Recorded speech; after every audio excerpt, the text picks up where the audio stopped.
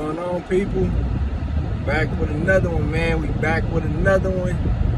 Errol Spence and Terence Crawford, man. It's around the corner, man. Look, we're about 15 days out. Hey, it's cracking.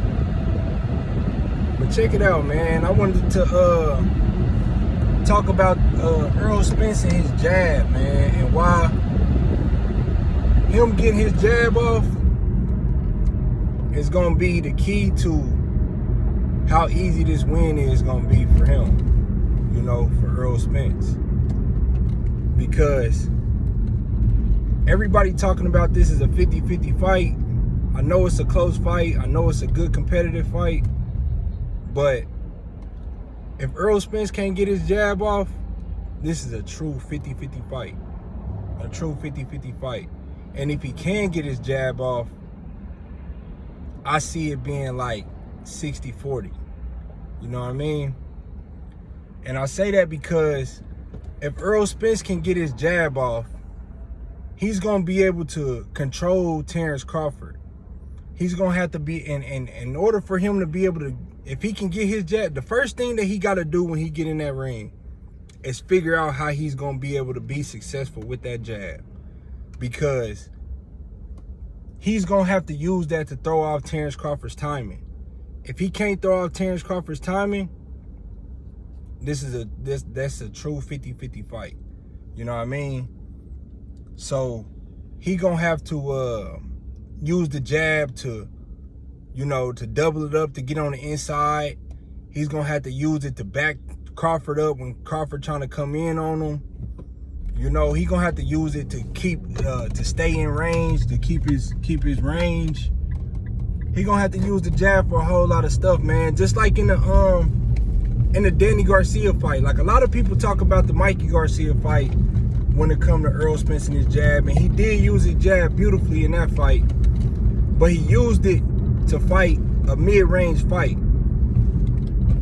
In the Danny Garcia fight, he used it to close the distance on Danny, to control Danny's counterpunching. He used it to throw Danny's timing off. And his whole approach to that fight was to get in the inside like in his normal fight, like when he normally fight, and work on the inside. And Danny being a counterpuncher, man, he was doubling it up. You know what I mean? He was using it to you know, keep range from Danny.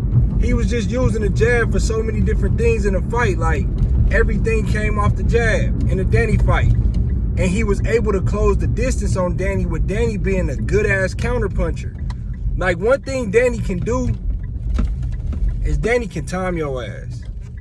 He'll time your ass, for real. Like, Danny, he don't got, like, it's certain fighters that don't have no special, like, they not gifted athletes.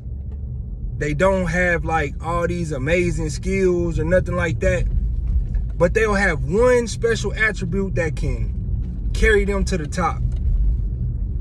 And with Danny Garcia, it's his timing. He got good power, but it's his timing. His timing made up for his lack of speed. It made up for his lack of athleticism. It made up for everything. You know what I mean? His lack of not having fast feet. You know, he more so keep his feet planted. But that one special thing that Danny possessed is timing. And Errol Spence was able to get his jab off on Danny and control him and work his way in the inside in that fight against Danny Garcia. He's going to have to do that with Terence Crawford. He's going to have to use the jab in the same manner that he did it in the Danny Garcia fight. But I say one thing. He's not going to be able to be as active with it as he was in the Danny Garcia fight, because Terence Crawford got good feet and Terence Crawford is way more rangy. And Terence Crawford's hands is faster than Danny Garcia's. So Errol not going to be, he can't use it volume-wise, he can't use it as much because Terence Crawford will pick up on that and he's going to time Errol Spence if he overuse it. he was able to get away with it in the Danny Garcia fight because he's a more gifted athlete. He got faster hands than Danny, and his feet is faster than Danny's. So he was able to use his feet to help close the gap with the jab. With Terence Crawford, that's not going to be the case because Terence Crawford's feet going to be way faster. So he can't overuse it. He has to use it perfectly. As far as from a volume standpoint, he cannot throw that jab out there unless he know it's a good chance that he gonna land it. But he gotta use it in the same manner with the same type of approach that he did it in the Danny fight.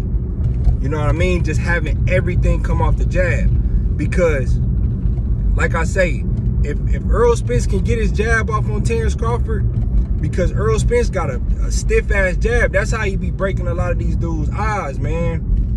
With the jab, you know what I mean? Just constantly just tagging them with that jab. And you know, he gonna have to be able to get it off on Terence Crawford. That's gonna make his life way easier. You know what I mean? That's gonna make his life hella easier. Like I say, if he can get this jab off in this fight and throw Terence Crawford timing off, and he got a better chance of landing the jab because I know Terence Crawford gonna fight him in the southpaw stance. So the jab gonna be straight down the middle for him. You know what I mean? It's gonna be right there. Now, if Terence Crawford try to fight it in the orthodox, if he try to fight Errol Spence from an orthodox stance, his defense ain't gonna be there. So you might be able to take Errol Spence jab away, but what you're not gonna do is you're not gonna stop Errol from getting in the inside and working. And with your defense being a lesser version of your best defense, which still ain't even that good, even from the southpaw stance, which is the best stance for his defense, it's still not all that great. If he had try to fight Errol Spence from an orthodox stance, Errol Spence gonna realize that his defense, once he start tagging him, and he gonna realize it's a lot easier to hit him, Errol Spence gonna just start walking him down. Errol Spence gonna just start walking right through Terence Crawford if his defense not there. You know what I mean? So he's gonna have to fight Errol Spence in the southpaw stance. So that's gonna be a straight line for Errol Spence jab. Now, like I say, he can't overuse it though. He has to be very calculated with the jab. Like when this fight first start, he gonna have to gauge Terence Crawford, his hand speed, his power. I mean his foot speed. He gonna have to gauge all that and figure out when and how he can get his jab off.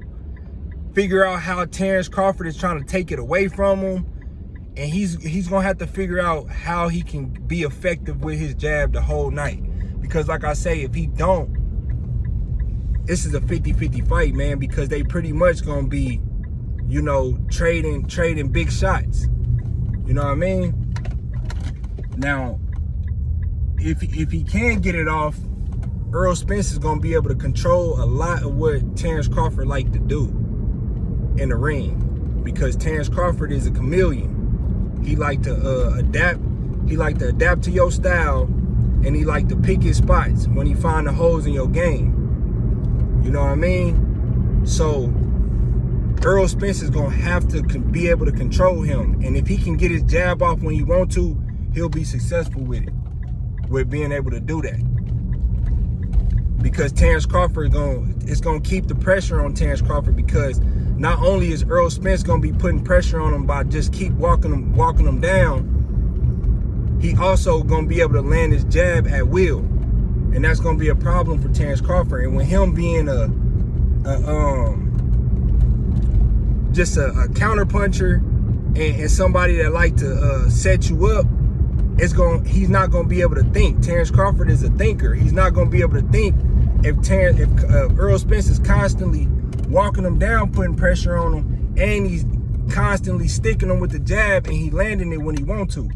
Terence Crawford's not gonna be able to think.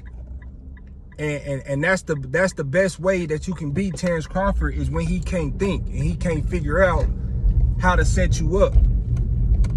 You know what I mean? So that's just how I see it, man. Let me know what y'all think though. Like the video, subscribe to the channel, I'm gone.